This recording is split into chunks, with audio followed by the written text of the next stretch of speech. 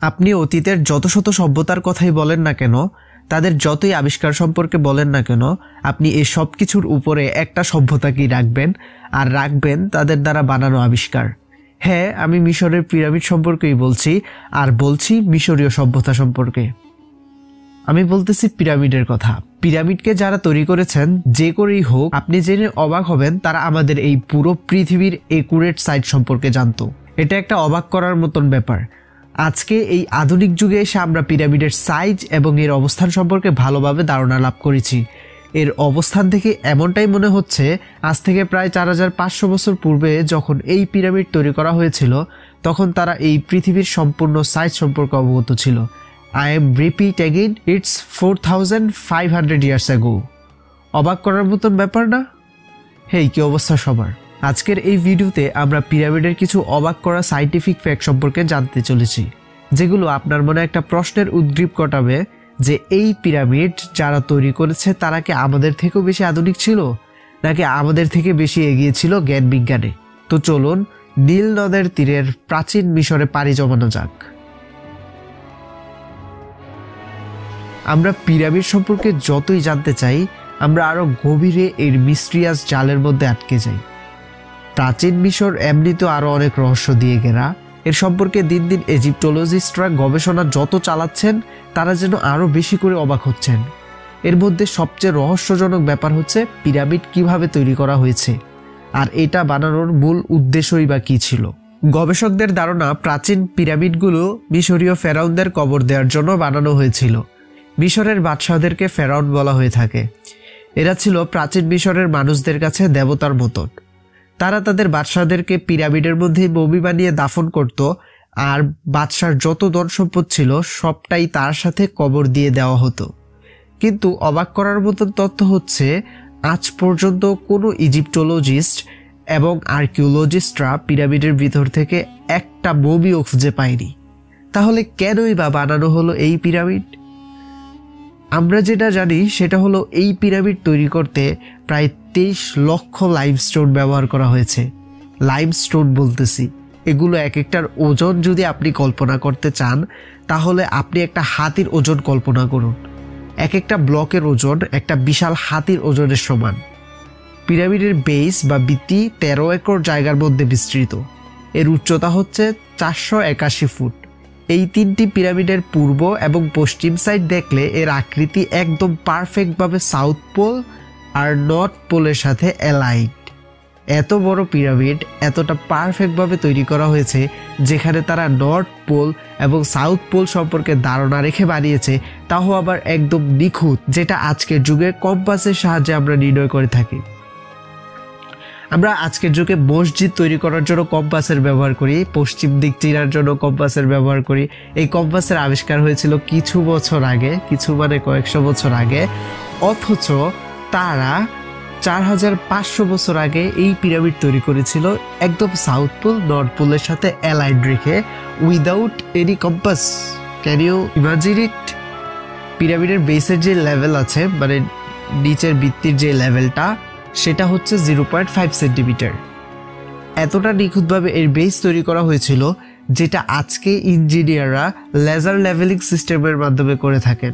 শুধু ভাবুন, একটা ছোট সাইজের বিল্ডিং বানানোর জন্য এর লেভেলিং সোজা করার জন্য মডার্ন যুগে এসে কত কি করা লাগে।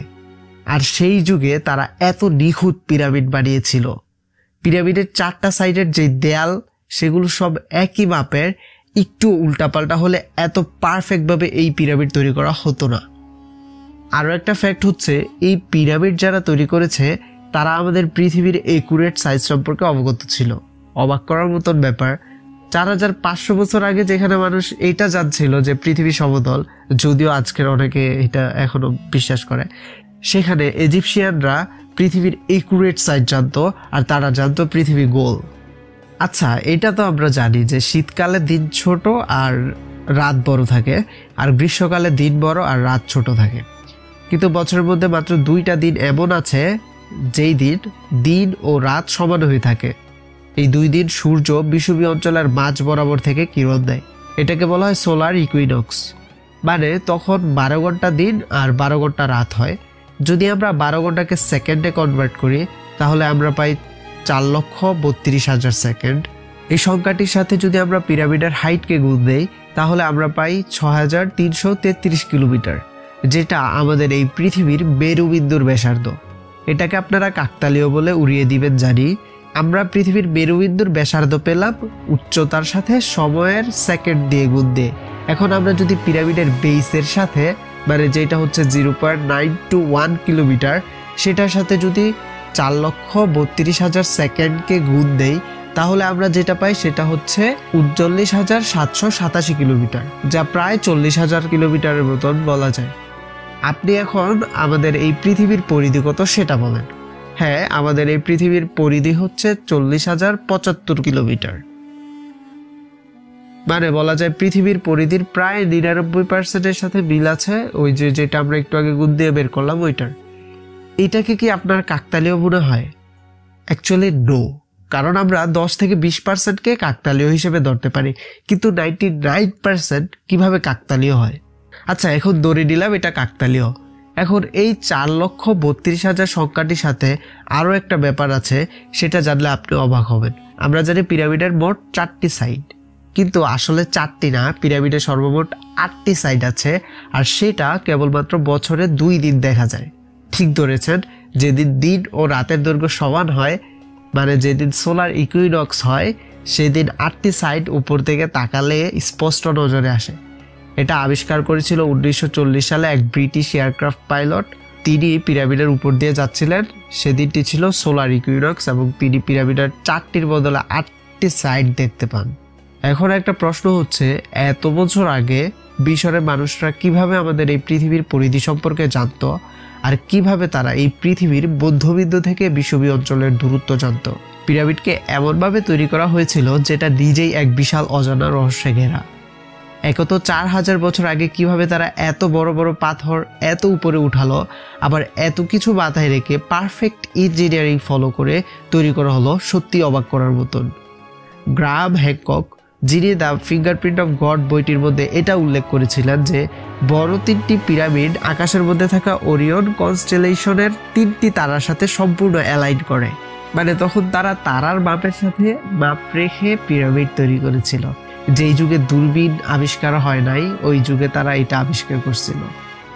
পিরামিডের পৃথিবীর সাইজ আর সোলার ইকুইনক্সের সাথে কানেকশন, নর্থ পোল সাউথ পোলের সাথে পারফেক্টলি অ্যালাইনমেন্ট, লেজার টেকনিকের মতন এর বেসের পারফেক্ট লেভেলিং, এখান থেকে আজ পর্যন্ত কোনো মমি খুঁজে না পাওয়া, এবং এর হাইট আর সাইডের বিস্তারের মাপ প্রত্যেকটার সেম, এত নিখুঁত সাইন্টিফিক টেকনিকের ব্যবহার অনেকাংশে এইটা প্রমাণ করে যে এনশিয়েন্ট ইজিপ্ট কি আমাদের এই যুগ থেকেও বেশি অ্যাডভান্স ছিল, এমন কোনো সভ্যতা তৈরি করেছে যারা আমাদের থেকে বেশি এগিয়ে জ্ঞান বিজ্ঞানে। হয়তো তারা ধ্বংস হয়ে গিয়েছে তাদের নিজেদের বানানো কোনো বিধ্বংসী অস্ত্র দ্বারা। এটা হতেই পারে। আপনার কি মনে হয়, কারা তৈরি করেছে এই পিরামিড? এই পিরামিড তৈরিতে কি এলিয়েনদের হাত থাকতে পারে? সেটা অবশ্যই কমেন্টে জানাবেন। আর আপনি যদি পিরামিড সম্পর্কে আরও কিছু জানেন সেটা অবশ্যই কমেন্টে জানাবেন।